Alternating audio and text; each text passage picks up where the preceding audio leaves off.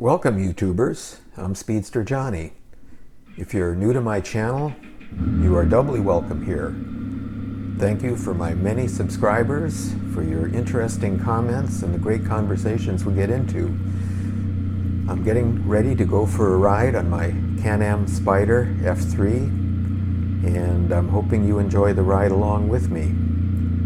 I'm relatively new to the state of Georgia, and I really don't know where all the great roads are. I mean, I've heard, off in the distance there are some. I've heard of something called Blood Mountain. I saw on a YouTube written by a guy that was testing a slingshot that that's a pretty nice place to ride. I'm probably about an hour and a half from the Blue Ridge Parkway. And then of course there's the Blue Ridge Parkway itself. I've ridden part of that, actually driven, with the old 57 Porsche replica. And it was really scenic and beautiful, looking down into Shenandoah Valley. Great drive, looking forward to doing that.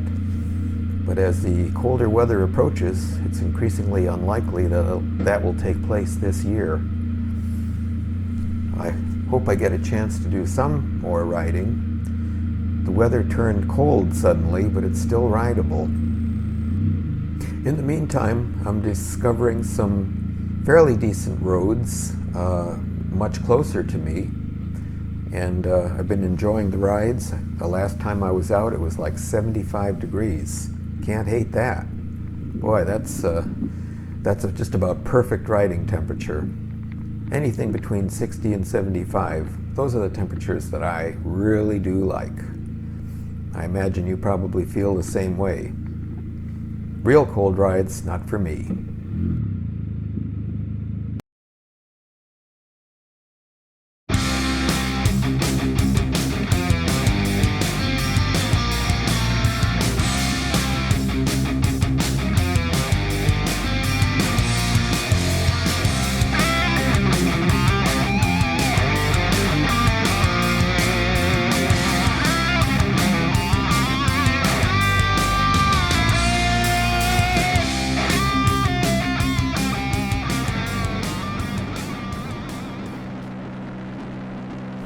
I guess it's not hard to see that fall is advancing pretty rapidly. I mean, good grief. The trees are, yes, they're turned, and oh, there goes a choo-choo train. And a lot of the trees are virtually bare. Around my village, there's great big piles of leaves everywhere, and I'm wondering what's going to happen to them. We have a crew that comes in and supposedly takes care of things like that. They have been doing some blowing to get them out of the sidewalk areas and off the streets and parking areas, but not so much about anything related to removal. They did have one big riding mower that they were using to obviously mulch the leaves, and that's probably the approach they're going to take.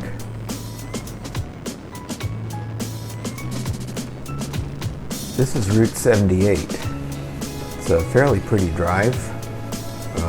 Speed limit's 45, once again, but as in most of the streets and roads around where I live, nobody pays much attention to that. The cross street in front of our village, speed limit's 45, and I've been up as much as 60 miles an hour and still not catching up with some of the leaders. I guess the speed limit's more of a friendly suggestion than an actual limit, and I haven't seen much in the way of people being pulled over for going too fast. I guess if they don't run into something, everything's pretty much okay. Anyway, if I stayed on this road long enough, I could take it all the way into Mississippi. Well, I'm not going to ride that far today. This is only going to be about a quick 50-mile jaunt. And I'm going to do my best to enjoy it. It's a beautiful day, and I hope that wherever you are, that you're getting a chance to have some great rides also. I'm still missing the cameras that somehow got lost or something else during our move. I had a Campark V30, which was my main camera, and the other camera was called a Moment 3. And it was a pretty good camera for rear facing. It was real cheap. I know it's under $50.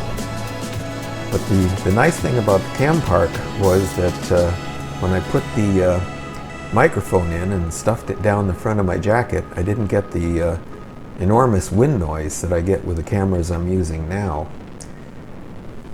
One of them is a, let's see, reach up here and grab it. One of them is a Victure, and the other one is another Cam Park, which is an ACT74A. Neither one of these cameras has proper noise suppression, so wind noise is a real problem. And I think the real problem isn't so much that the wind noise gets to the camera, it's that when you plug in the external mic, the internal mic is still turned on.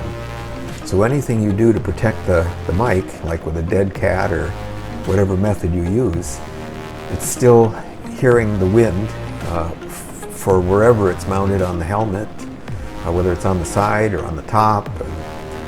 It's just kind of bad news. Now my temptation, of course, is to try to find another Cam Park V30. But you know what I found is sometimes with these products that they make subtle changes from month to month, maybe even from day to day, and the performance you get out of any electronic piece of equipment isn't necessarily the same from one usage to the next. Well, anyway, that's how I see it.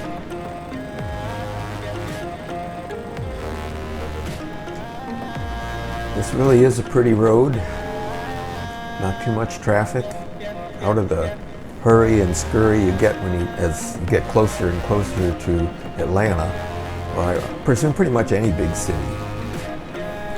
But Atlanta traffic, particularly on the interstates, is absolutely crazy. I-75, for example, opens up to about 6 lanes on each side where the heaviest of the traffic goes through.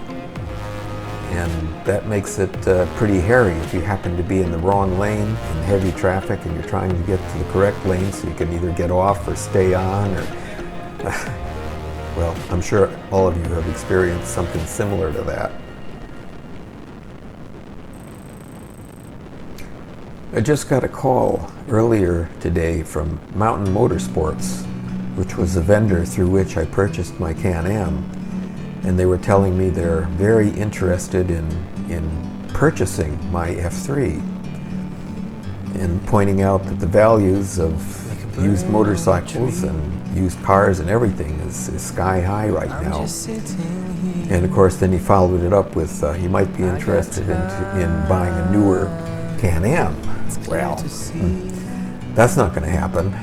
And it is good to know that if you're trying to sell something, that you might be able to squeeze a few more dollars out of the potential buyer or dealership through which you want to dispose of it. But for right now, this Can Am Spyder is just absolutely perfect for me. I'm not planning on taking any long trips. I'm not planning on doing any touring or camping or anything like that. So why would I need all that? Also, I don't ride two up at all, ever. The tunnel bag, which essentially mounts to the back seat, would make it impossible for anybody to ride back there anyway. And my wife doesn't ride with me anymore. She has a history with motorcycles.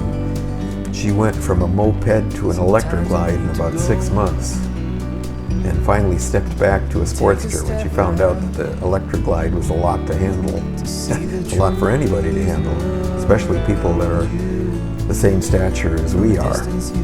But anyway, that's another story.